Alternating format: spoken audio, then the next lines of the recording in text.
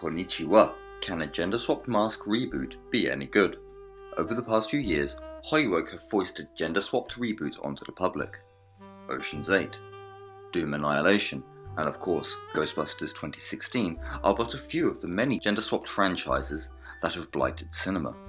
Sadly, this trend of gender-swapping well-established characters hasn't been reserved for cinema alone, as comics, games, and TV have also been afflicted with this. Ultimately, these uninspiring reboots are nothing but a virtue signal.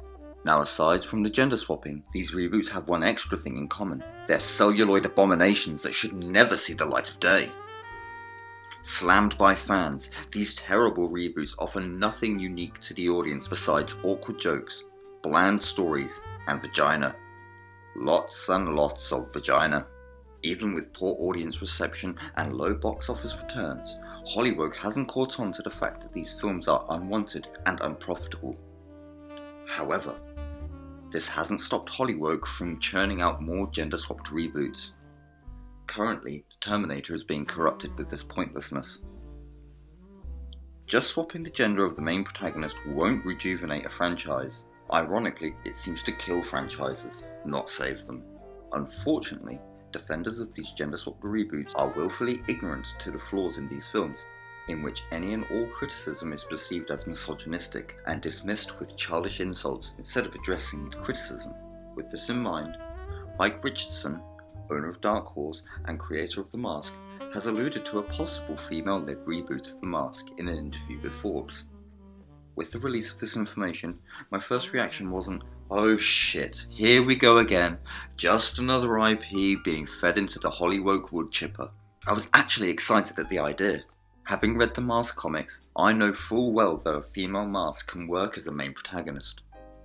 Personally, I would like to see Kathy from the first Mask comic committed to celluloid.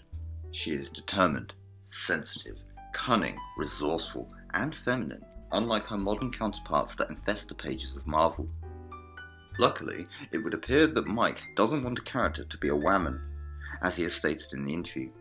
"I'd like it to be another character film about a person dealing with absolute power," continued Richardson. "The whole theme of The Mask was we all say what we would do if we had absolute power, just like Stanley Ipkiss.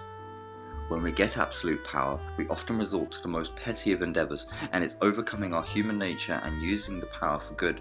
Stan Lee said, 'With great power comes great responsibility.' But my thing is an older axiom, which is, absolute power corrupts absolutely." With the wording of this statement, it would appear that Mike wants a flawed character, someone who can grow, someone who can actually change through their experience with the mask.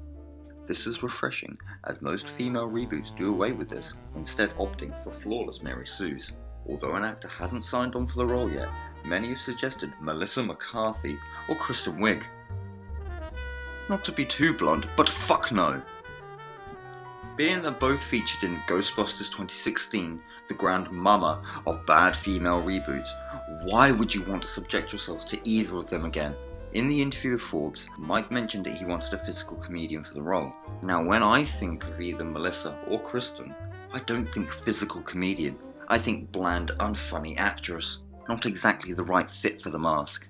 I do hope that Mike is able to bring his vision of a female Mask to cinema screens in the near future. Unfortunately, with the current trends in Hollywoke, I foresee The Mask being gutted and stuffed with the same gender tripe that infests its peers. Join the hunt by liking and subscribing. I am the Elmer Yaucher. Sayonara.